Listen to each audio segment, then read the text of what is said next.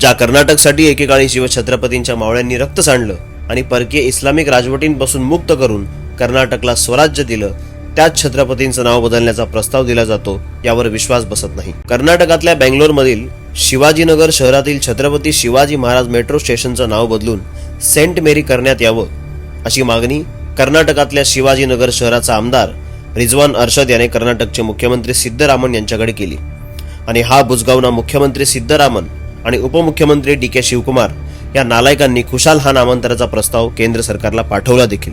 मुळात ज्या बेंगलोरमध्ये हे सगळं घडतंय, त्या बेंगलोर शहराला वैभव ज्यांनी प्राप्त करून दिलं ते छत्रपतींचे वडील शहाजीराजे भोसले यांनी। पण आजवर काँग्रेसवाल्यांनी मुसलमानांना खुश करण्यासाठी, वोट बँक जपण्यासाठी कर्नाटकच्या जनतेच्या मनात छत्रपती शिवाजी महाराजांची प्रतिमा खराब करण्यासाठी विष कालवलं। चुकीचा इतिहास सांगितला गेला।